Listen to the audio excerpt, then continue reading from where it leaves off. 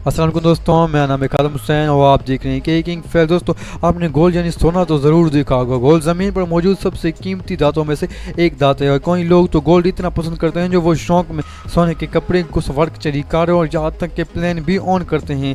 लेकिन क्या आप जानते हैं कि ये सोना आखिर ज़मीन पर आया कहाँ से और ज़मीन से निकाल कर फैक्ट्री तक पहुँचने में सोने को क्या मुश्किलात आती हैं? और सबसे बड़ा सवाल, सोना कई जगह पर महंगा और कई जगह पर सस्ता क्यों होता है? यही सब सवालों के जवाब आपको मिलेंगे इस वीडियो में, जिसका टाइटल है द गोल्ड। दोस्तों, हमने इस वीडियो को 4 पार्ट्स में डिवाइड किया है ताकि आपको हर सवाल का जवाब आसानी से मिल पाए।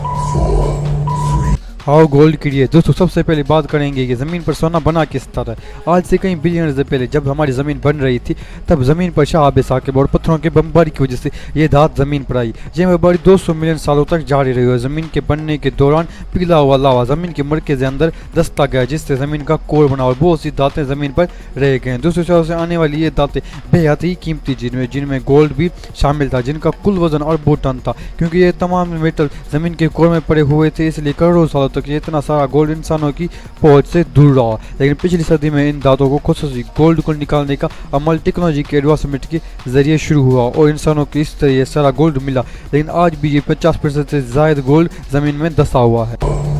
How find gold on earth. दोस्तों, ये काम बिल्कुल तेल और गैस के ज़खायर पता लगाने वाली टेक्नोलॉजी के जरिए ही होता है। इन टेक्नोलॉजी को GPR कहा जाता है, यानी कि ground print reading radar. GPR उन इलाकों को खसियात को रिकॉर्ड करता है, जिसकी बिना पर पता चलता है कि उस जमीन पर कौन कौन सी धातें मौजूद हैं। ये अंदाजा लगाने के बाद ज़मीन के अंदर ड्रिलिंग करके थोड़ी थोड़ी मिट्टी निकाल कर उसे टेस्ट किया जाता है, जिससे मालूमात कंफर्म हो जाती है। उसके अलावा अंडरग्राउंड गोल्ड और सिल्वर के ज़खायर तलाश करने के लिए VIP टेक्नोलॉजी भी इस्तेमाल की जाती है। इस प्रोसेस में होता यह है कि सबसे पहले ज़मीन के अंदर लहरें भेजी जाती हैं और जब इन लोगों से कोई धात मिलती है तो उस लहरों में गूंज पैदा होती है। इससे माहिरीन अंदाजा लगाते हैं कि ज़मीन के अंदर कुछ भी है या कुछ नहीं। लेकिन दोस्तों, हरगिज़ ऐसा नहीं है कि हर कोई इस टेक्नोलॉजी को यूज़ करके सोने की तलाश कर सकता है, बल्कि इसके लिए गवर्नमेंट की इजाज़त लेनी पड़ती है। और इस तरह के काम पाकिस्तान में सिर्फ ज्वेलरी सर्वे ऑफ पाकिस्तान की टीम ही कर सकती है। पाकिस्तान में ज्वेलरी सर्वे ऑफ पाकिस्तान की टीम ने तकरीबन पाकिस्तान के 50% एरिया को सर्वे कर लिया हुआ है और उन्हें बहुत कुछ मिला भी। और जब ये ज्वेलरी टीम ये कंफर्म कर लेती है कि ज़मीन के अंदर कोई कीमती चीज़ है,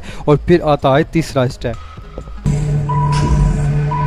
हाउ गोल्ड इजेक्ट। दोस्तों, हम इस सिस्टम में आपको बताएंगे कि आखिर अंडरग्राउंड गोल्ड निकाला कैसे जाता है। तो दोस्तों, दरअसल होता यूँ है कि अंडरग्राउंड गोल्ड को निकालने के लिए धमाके करके चट्टानों को तोड़ा जाता है और किस चट्टान को तोड़ना है इसका फैसला भी जियोलॉजिस्ट करते हैं। अब दोस्तों, अगर आप ये सोच रहे हैं कि खुदाई करने के बाद गोल्ड के बड़े बड़े ब्लॉक्स मिल जाते हैं, तो ऐसा हरगिज़ नहीं होता। दोस्तों, दरअसल सोना निकालने वाली कंपनी सोने की खाद वाले इलाकों में 300 से 500 मीटर की गहराई तक ज़मीन को खुदाना पड़ता है और उस खुदाई से बड़े बड़े पत्थर निकाले जाते हैं, और वो इसलिए कि सोना किसी एक जगह पर एक गड्ढा मौजूद नहीं होता। उसके बाद उन पत्थरों को बाहर निकालकर मशीन की मदद से बारीक रेत की सूरत में पेश लिया जाता है। उस काम करने में कई घंटे भी लग जाते हैं। फिर उन पत्थरों में से सोने के ज़र्रात को अलग करने का अमल शुरू होता है और इस काम के लिए वाइब्रेटिंग टेबल यूज़ की जाती है। उस टेबल पर एक कंबल नुमा कपड़ा बिछा होता है, उसे गीला कर दिया जाता है। फिर रेत की तरह पिसरे हुए उन पत्थरों को उस कपड़े पर बिछाया जाता है और जब गीले ज़र्रात उस कंबल पर से गुजरते हैं तो गोल्ड के पार्टिकल उस पर चिपक जाते हैं और बाकी के पत्थर बाहर निकल जाता है। इस प्रोसेस को मल्टीपल टाइम किया जाता है और जब तक गोल्ड और पत्थर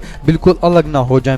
गोल्ड हासिल करने के प्रोसेस में अगला स्टेप उस कंबल को धोना होता है। पानी में उस कंबल को धोने से सोने के ज़र्रात कंबल से बिल्कुल अलग हो जाते हैं और फिर इसके बाद उन्हें ज़र्रात को पिघलाकर उनको बिस्किट, स्लेट और ब्लॉक्स में सेव कर लिया जाता है। दोस्तों, अगर सोना इस तरह से निकला है तो ठीक है, अगर ना निकला है तो फिर 3 कीमियाई तरीके से गोल्ड को निकाला जाता है, जिनमें पहला तरीका तो पोटेशियम साइनाइड, दूसरा तरीका जीनियस प्रोसेस ऑफ गोल्ड और जबकि तीसरा तरीका होता है फोल्डिंग प्रोसेस ऑफ गोल्ड, जिससे हासिल करदा गोल्ड इंतहाई खालिश और ठोस होता है। Journey from factory to shop. दोस्तों, अगर मैं आपसे कहूं कि आप जो सोना खरीदते हैं वो आपको ठोस और खालिश नहीं मिलता, तो आप क्या कहेंगे? यकीनन आप सोचेंगे कि ऐसा सच में होता है, लेकिन घबराने की ज़रूरत नहीं है। इसकी वजह ये होती है कि खालिश सोने से कोई भी चीज़ बनाना बहुत ही मुश्किल हो जाता है, इसलिए फिर इसके कुछ धातें ऐड की जाती हैं ताकि उसको जेवरात की शक्ल में कोई भी शेप दी जा सके। गोल्ड से ज्वेलरी बनाने के लिए गोल्ड बिस्किट या पुरानी ज्वेलरी को एक भट्टी में पिघला दिया जाता है। उस भट्टी की टेम्परेचर इस कदर ज़्यादा होता है कि सॉलिड गोल्ड चंद मिनटों के अंदर पिघल कर बिल्कुल लिक्विड की शेप में आ जाता है और फिर ऊपर गिले हुए गोल्ड को मुख्तलिफ सांचों में डाल दिया जाता है ताकि वो उसी शेप में आ जाए जिस शक्ल में उसे बनाना है। और फिर उन गोल्ड से निकले हुए चीज़ों को पॉलिश रगड़ाई और डिज़ाइन बनाना शुरू हो जाता है। उस गोल्ड रिंग हो या दोस्तों करें, उनका डिज़ाइन और पॉलिश मशीन के ज़रिए भी की जाती है और हाथों के ज़रिए भी। मशीन के ज़रिए ज्वेलरी मेकिंग का प्रोसेस फास्ट भी हो जाता है, उसमें गोल्ड की वेस्टेज बहुत ही कम होती है वह निस्बत हाथ की ज्वेलरी मेकिंग के प्रोसेस में।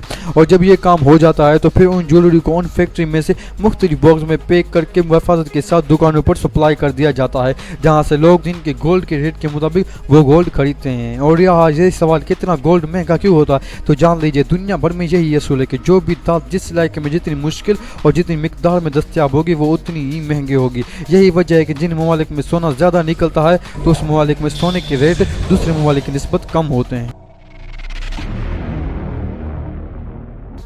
तो दोस्तों ये थी हमारी आज की वीडियो। उम्मीद करते हैं आपको ये वीडियो पसंद आई होगी। वीडियो पसंद आई हो तो वीडियो को लाइक कर दो, चैनल को सब्सक्राइब कर दो, बेल आइकन को ऑल पे सेट कर दो ताकि हर नई आने वाली वीडियो आपको सबसे पहले मिल सकें। मिलते हैं अपनी अगली वीडियो में, तब तक के लिए खुदा हाफिज़।